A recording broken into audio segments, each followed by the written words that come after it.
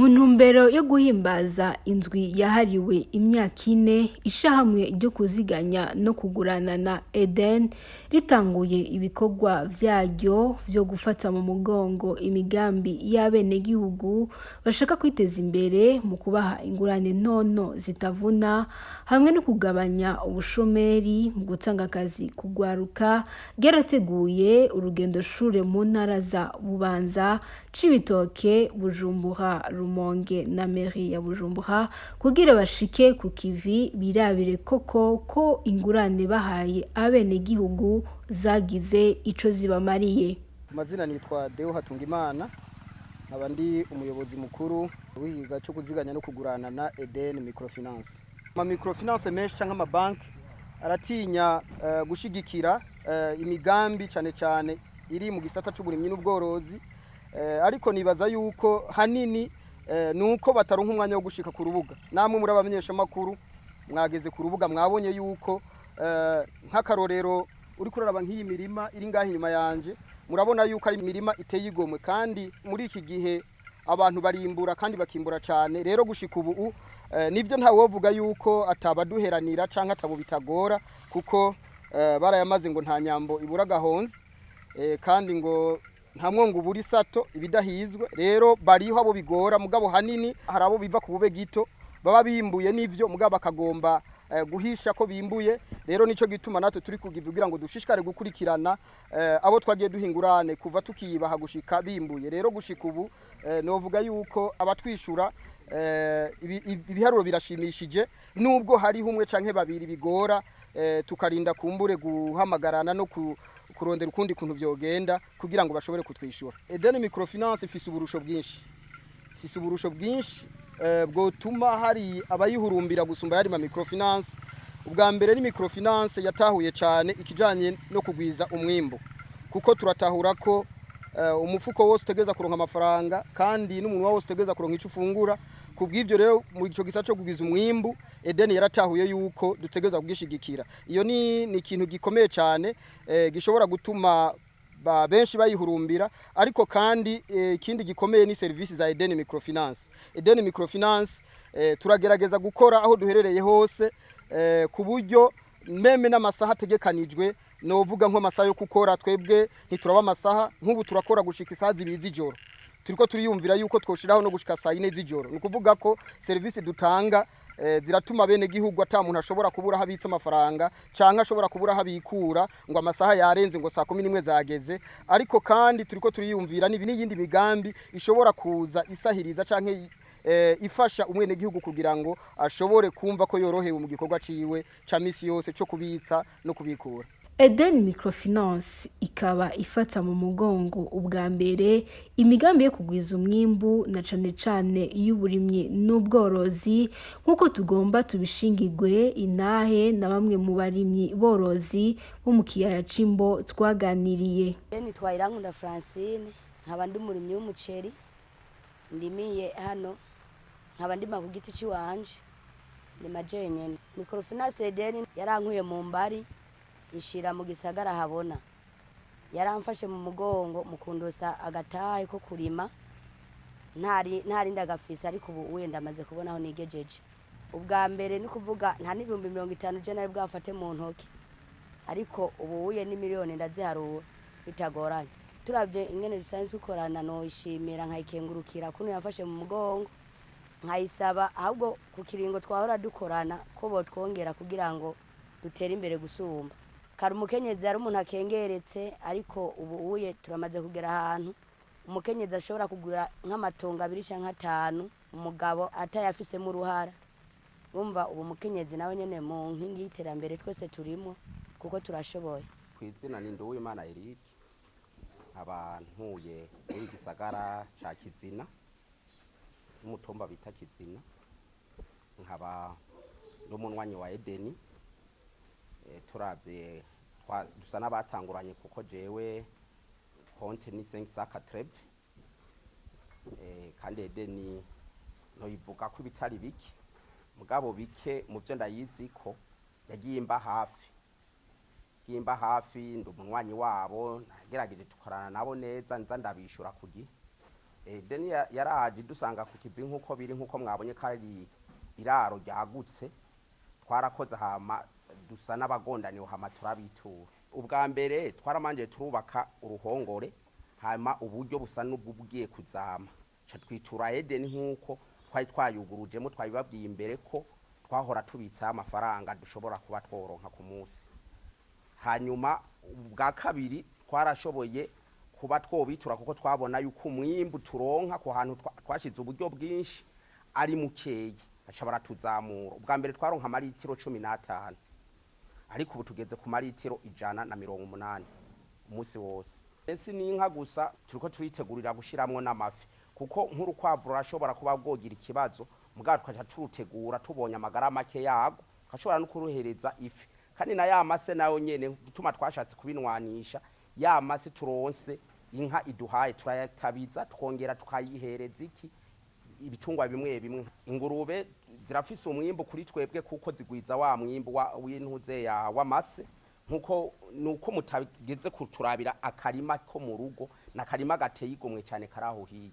Twebwe nka Eden nk'umuvyeyi wacu twatanguranye tubisaba gutera imbere ndetse bave mu vya microfinance baje babe nka banki kuko ibaye banki nka twebwe nkuko mububona ni projaro terme y'ikiringo kirekire hari ivyo twava tuyiturika tukemurira.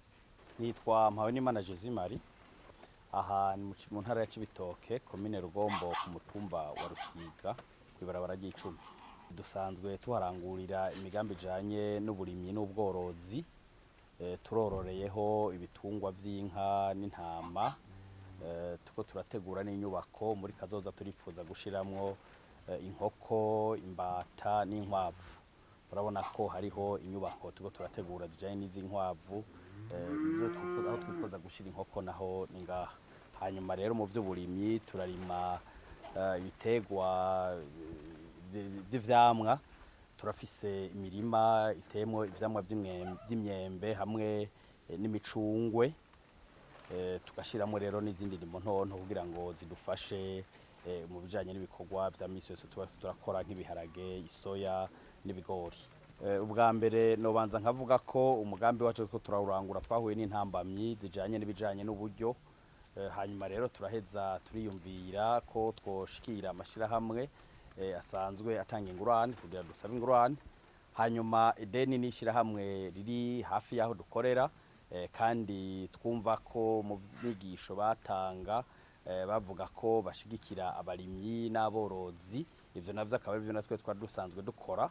Hama rero turaheza turagitura turabaganirira imigambi dufise baradukundira baradutemberera baza kora batubigejeje hama turaheza turabandanya ibiganiro bijanye n'iyo ngurane.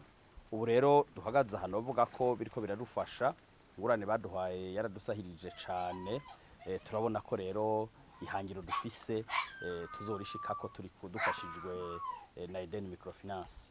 Si imigambi y'uburimyi n'ubworozi gusa ishirahamwe ryo kuziganya no kuguranana Eden rifata mu mugongo abenegihugu bose bashaka kuyungunganya haba mu vy'ubudandaji canke mu tundi tugenegene dutandukanye na cane abahurikiye mu mashirahamwe yo kwiyungunganya nabo irabumva. Ku mazina yanje banyitwa Majambere Fabiola nkabasanzwe ndongoye abadandaza b'ivyamwa mubona abadandariza hano ku isoko nkuru ya Cibitoke kwibarabara. Uno munsi turanezerewe cyane yuko Microfinance Eden isanzwe idufasha mu kwiyungunganya kugira twiteze imbere idutemberera hano ku isoko nkuru yacu naho dukorera. Turanezerewe cyane kubabona duciye tubona n'ukuri ko mutwitayeko nk'uko mwatwitayeho mu kudufasha kugira twiteze imbere. Twebwe mu minsi iheze abadamu twadandariza hano ivyamwa twara abadamu tugayitse cyane ariko twagize uku tubona Microfinance Eden iraje iravuga ati twebwe turondera abantu bafise ibyo bakora baticaye natwe turababwira ati nukuri twebwe turafise ibyo dukora mugabo tubuze uburyo. Burya Eden yacivuga ati nimuze twicare tuganire mutubwire ikibazo mufise hama tubabwire natwe intumbero yacu. twaricaye turaganira turababwira yuko ikibazo dufise ari uko dufise imitahe mito. Iyo twipfuje kurangura ibidandazwa tugenda tukarangura ibidandazwa bike, tugaca dusanga turiko turabura ibyo tuha abakiriya, kandi abakiriya dufise ari benshi. Ugaca usanga abakiriya bacu bagiye bidoga bavuga yuko iri soko ridateye imbere. Eden rero imaze kuza n'ukuri yaradufashe mu mugongo, iraduha ingurane.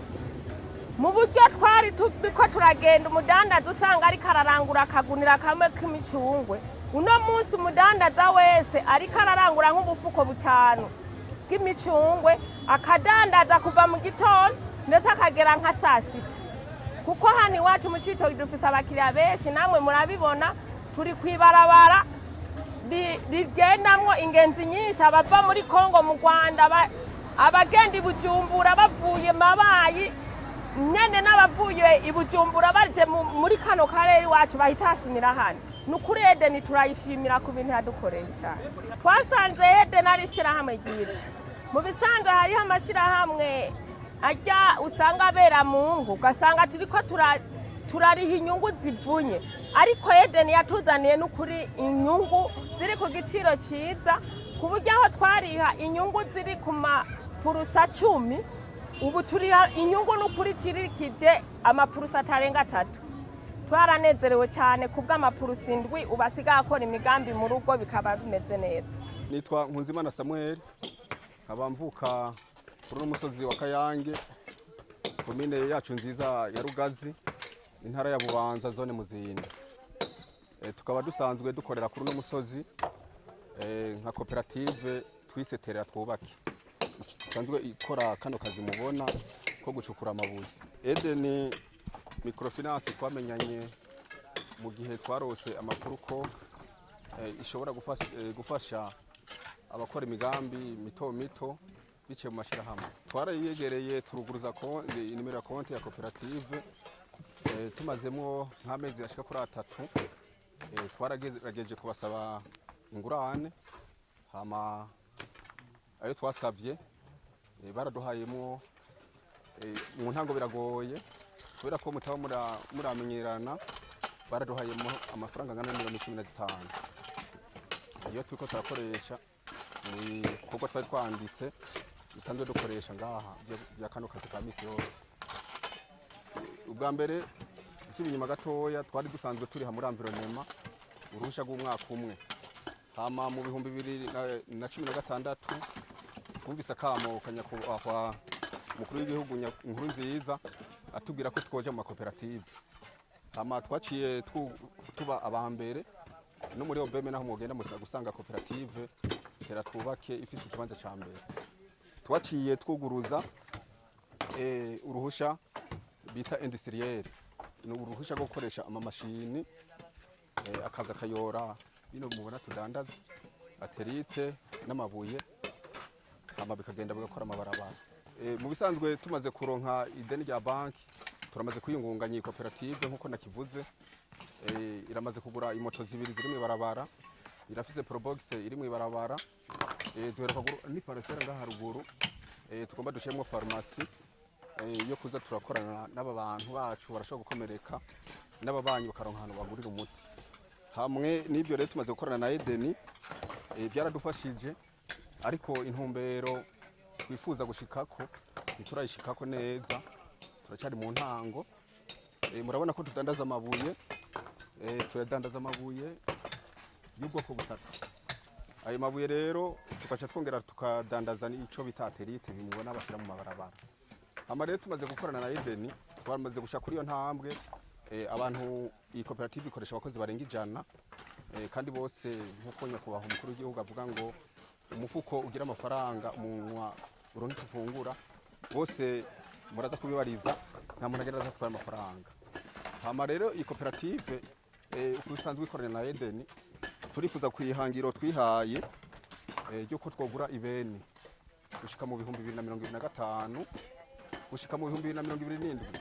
Twifuza ko Eden yodufasha kukaronka imashini zipakira rinovu aryo bita materiel. icyo twifuza.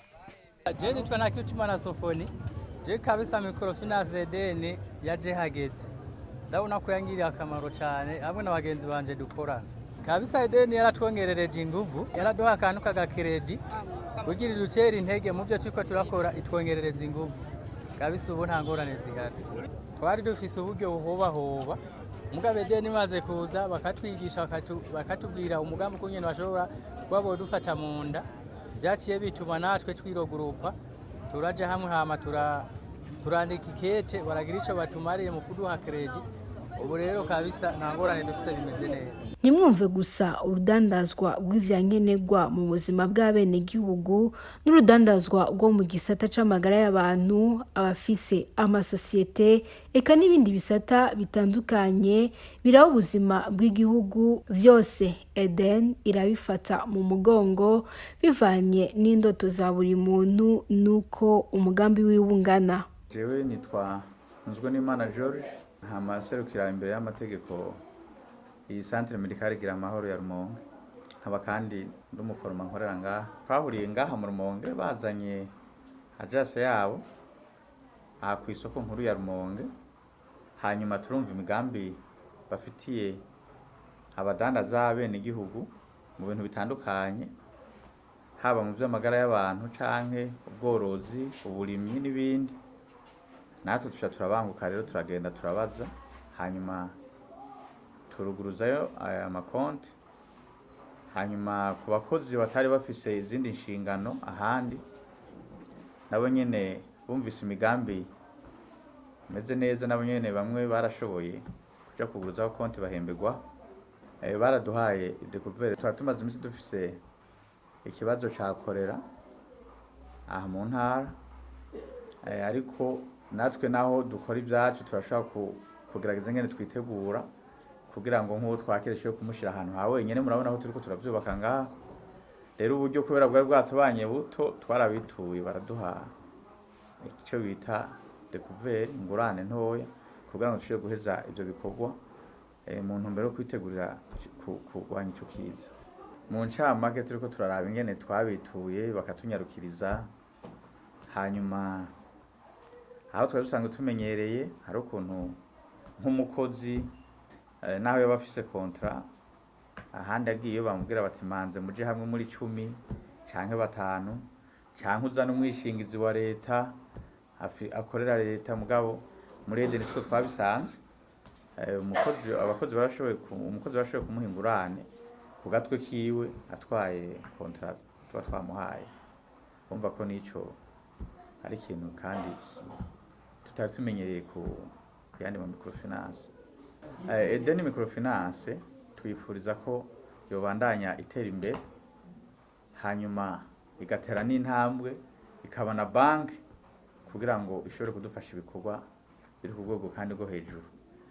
Ikindi tuyifuriza nuko yobandanya ifasha n'abandi bafise amasosiyete haba mato kuko ije ari Microfinance ifise akabijya, niko twobisigura. Umva ko ifise akabijya agatandukanye n'izindi. Abajeje intwaro bo mu makomine iyo shamwe ryo kuziganya no kuguranana rikoreramwo nabo barakenguruka kuko bamaze kubona akarusho mu benegihugu basanzwe barongoye. Nitwa Nadine, nkabandi mu stanteri wa komine ya Mpanda. Bwa mbere bwo ntanguye gushima, nshimira abasanzwe barongoye Eden Microfinance ku cyumviro cyiza bagize kugira ngo bashobore kuza gukorera ino komine yacu nziza Mpanda, kuko ino komine dusanzwe turima cyane imbere, tukorora tukanadandaza, kuko dusanzwe dufite n'isoko navuga ko ari isoko ihurumbirwa n'abantu benshi. Rero muri rusange Eden Microfinance navuga ko yaje kutubera nk'inyishu, kuko abenegihugu benshi barabura ingene kumbure barima mu kubura uburyo, abandi bakabura uburyo bw'ukuntu bashobora kudandaza ibidandazwa navuga ko ari byinshi.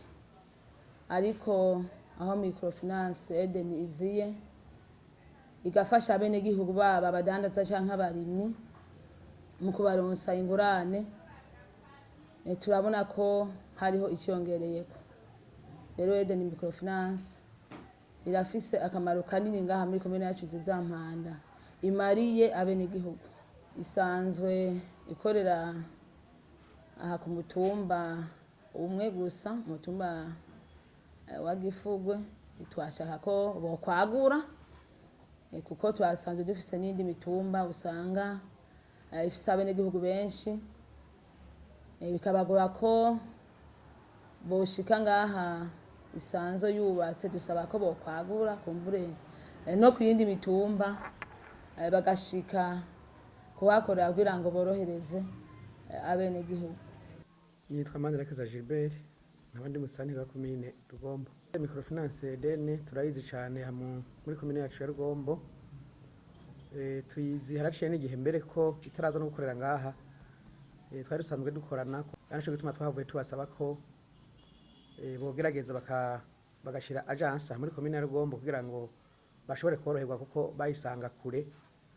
Ibyo bakora nabyo turabizi ko bafasha bene igihugu mu kubaha ingurane mu bijanye n'uburimyi, ubworozi. Tuko turabugana n'abene igihugu basanzwe bakorana n'iyo microfinance, nibyo bararonswa ingurane kandi bazironka ku mwanya. Turasaba ko bikunze yokura ikaba na banki kugira ngo bashobore kuronka amahera akwiye yisununuye kugira ngo barangure imigambi ikomakomeye. Ko namwe murabizi microfinance ikora nka microfinance nyene, ariko turavye ukuntu bayihurumbira bashobore kuza baratanga amahera menshi ku barimyi na cyane ko ngaha muri komine ya Rugombo abene igihugu ngaha abenshi batunzwe n'uburimyi kuko turi mu kiyaga gisanzwe cimbuka cyane. Ku batari bwayimenye, Eden Microfinance ni ishirahamwe ryo kuziganya no kuguranana ryo mu muce wa mbere premier categorie, rikaba ryashinzwe mu ntumbero yo guha akaryo ko kuyungunganya umwenegihugu wese avyifuza ku rugero ageze ko kugire aze yiteza imbere.